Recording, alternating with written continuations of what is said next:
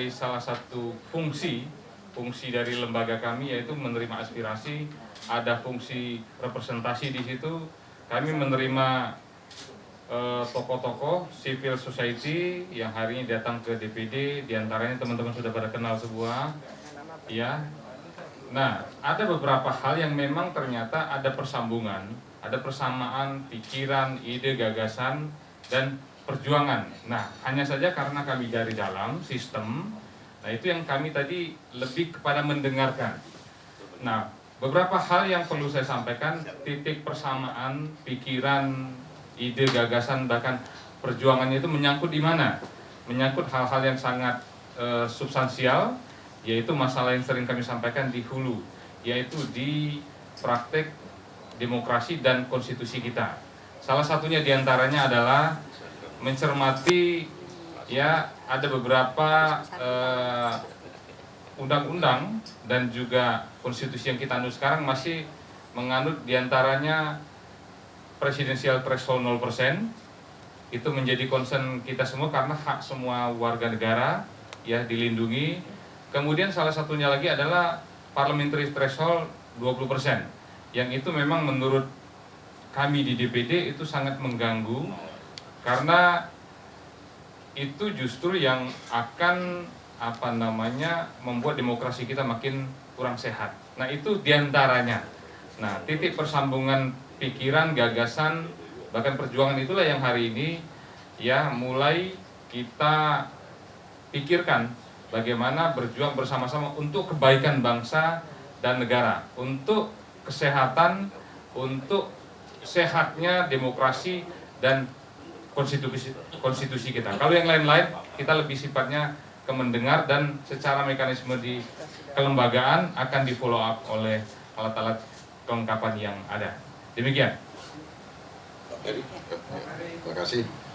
Jadi hari ini kami Perhimpunan Menemukan Kembali Indonesia yang terdiri dari beberapa teman-teman semuanya civil society, alhamdulillah telah bertemu dengan perwakilan DPD RI yang diwakili tadi oleh Pak Sultan Najamuddin, dan kami tadi memiliki beberapa kesepakatan. Yang pertama, kami telah menyampaikan beberapa hal yang sekarang sedang hangat dibicarakan di masyarakat. Satu, soal PCR, kami juga minta dukungan dari DPD RI agar proses pengungkapan kasus PCR ini juga bisa diungkap terbuka-terbukanya, dan bahkan DPD RI juga menyampaikan keinginannya untuk siap untuk membentuk pansus. Kemudian yang kedua, soal pelanggaran wilayah kedaulatan Republik Indonesia, pelanggaran oleh Tiongkok yang jelas-jelas mempertontonkan pelanggaran kewibawaan dari negara Republik Indonesia. Yang ketiga tadi mengenai soal yang berkaitan dengan pandemi COVID-19 dan pemulihan ekonomi nasional. Ada kasus BLBI yang kita juga akan mensupport sebaliknya kepada DPD RI untuk segera mengungkap kasus ini. Kedua, mengenai soal ada kartu prakerja, ada perpanjangan Undang-Undang Minerba, dan ada soal yang terakhir yang sudah diputuskan oleh Mahkamah Konstitusi adalah soal Omnibus Law yang kami bersepakat supaya keputusan Mahkamah Konstitusi itu bisa diberlakukan setegas mungkin tanpa harus kalau ini inkonstitusional ya inkonstitusional, jadi tidak lagi ada multitafsir di dalamnya. Nah, kami memiliki kesamaan. Perhimpunan Menemukan Kembali Indonesia, kami ini adalah civil society, dan kami menganggap bahwa DPD RI ini juga adalah civil society yang ada di dalam sistem, dan kami juga tadi masyarakat mendukung DPD RI untuk bisa memperkuat diri untuk memiliki kekuasaan pembentuk undang-undang dan juga anggaran.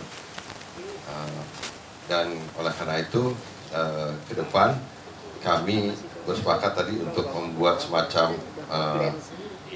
front perjuangan bersamalah yang akan insya Allah bisa memperkuat dan bisa merepresentasikan kegelisahan dan masalah yang dihadapi oleh masyarakat ini.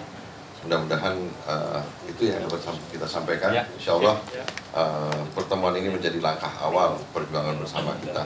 Terima kasih. Assalamualaikum warahmatullahi wabarakatuh. Tadi soal 0% juga kami Refli Harun juga dan teman-teman juga mendukung langkah-langkah yang sudah dilakukan oleh DPD RI, baik ada 3 skenario tadi kita akan memperjuangkan di Mahkamah Konstitusi, di DPR dan juga di Presiden di Mahkamah Konstitusi. Nah, silakan Pak Refli. Sedikit aja ya? Ya banyak boleh. Jangan.